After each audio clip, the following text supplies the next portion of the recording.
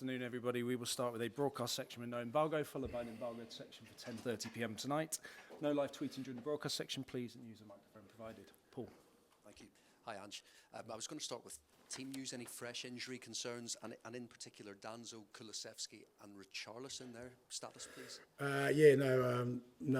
Nothing in terms of new outside those ones. Everyone else is fine training. Obviously, Rhoda's the other long-term one. Richie's training, probably not tomorrow, but chance for the weekend if he keeps training with the first team as he has been. It's getting better. Decky and Kevin probably progressing well, probably a week or two with them. Again, haven't joined in team training yet, but progressing well. How do you find the balance between obviously the league position, but you face a rival in Chelsea that's quite a special fixture for the supporters maybe, but also kind of one eye on Southampton game at the weekend and then the big one against Frankfurt next week? Yeah, I think you just got to sort of, like you said, there's an important game tomorrow night. I don't think you kind of can go past that it's an important fixture. It's an important fixture for the fans, it's an important fixture for our season. But even if you're sort of focusing on the other games, I think it's always better that you try and gain some momentum in terms of form and performance, leading into big games. So tomorrow's that opportunity. And just a general one, it's now been announced that semi-automated offside is coming in from next weekend, the 12th of April. What do you make of, first, the technology and also the timing?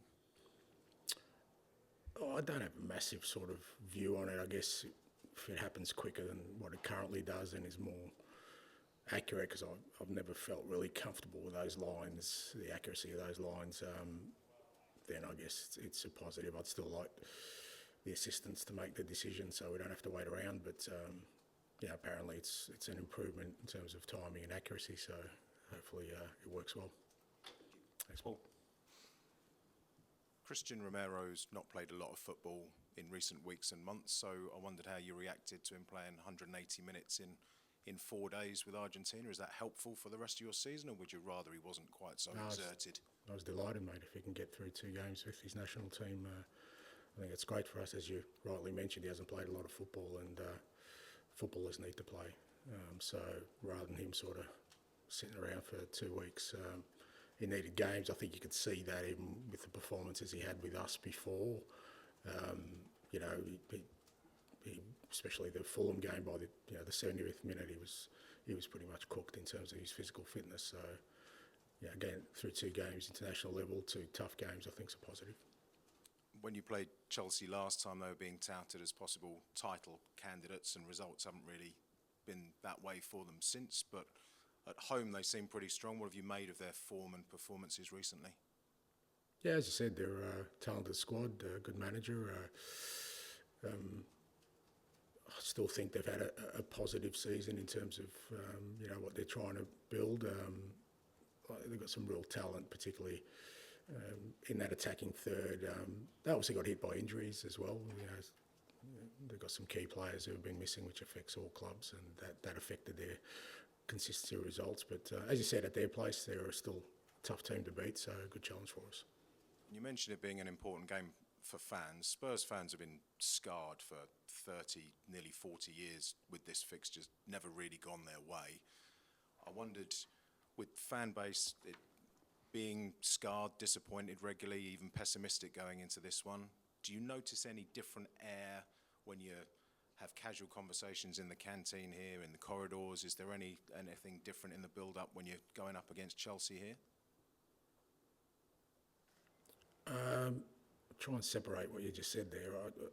We're not talking about the fans. That's not what we're talking about here. We're talking about the next challenge, which is obviously Chelsea, and we understand the significance of the fixture. We understand, as I said, they're a good side. They're particularly at home. They're a tough team to beat. So we're going to have to perform at our best to overcome them. But it's a great challenge for us. As I said, we need to sort of try and build some momentum into the rest of the season and finish in a positive way. And going to Chelsea, we know we're going to have to play well to beat them. Thanks. And pass down to Rob, please. Hi, Ange. How beneficial has this past week been for you on the training pitch? I mean, you've virtually had all the players available ahead of a really tough run of fixtures. Yeah, no, it's been a good sort of international break. A bit unusual not having a game on the weekend, which kind of worked well for us because the majority of our international players played. So we were able to give them a sort of couple of days to recover post their internationals instead of just flying straight back, which I think was good for them. The guys here worked really hard, but again, we could give them some time off within that context. And I mean, the whole sort of group got together at the beginning of the week, and I think they're all in a good place mentally and physically. I think it was positive in that guys who probably needed to play some football did so. Guys who maybe needed a bit of a breather also got that opportunity. How's Lucas feeling? Because, I mean, he was in line to start his first game for Sweden. Yeah, disappointing for him. He sort of copped the virus pretty much first day. He got there and knocked him about. They held him sort of around for hoping to play in the second game, but in the end they just thought, because he hadn't trained at all, it was just better off. So he came back to us, probably had a day off, and then has trained fully since, so he's okay. Okay, thanks. Thanks, mate. Pastor James, please. Hi, Ange. I was watching the Optus interview you did the other day. You were talking about you felt in hindsight you'd have taken a different approach to the start of the season. And I just wanted to get you to elaborate on that a little bit. What did you mean in terms of pre-season training or team selection early on? Or I thought it was pretty clear, mate. Maybe just listen to the interview again. I don't think there's anything else I need to expand on. Like I said, you kind of review things along the way. We'll probably review things probably at the end of the year, but my sense is that, we obviously had a lot of players who missed a lot of our pre-season, and we kind of went into the season probably a little bit underdone in terms of some of our key players, and I think we paid a price for that. And, I think, this pre-season might look a little bit different because we won't have as many international commitments as last year, but like I said in the interview, I think it's just stuff we'll review and try and adjust so that sort of pre-season, which I think is important for every sort of club, but particularly for us from a physical perspective, we try and get right this year. and during the international break, Mauricio Pochettino has been talking again about wanting to manage Spurs one day in the future. I just wonder what you made of him going public with that at a time when you're under a bit of pressure here, and also you're going into a defining part of the season.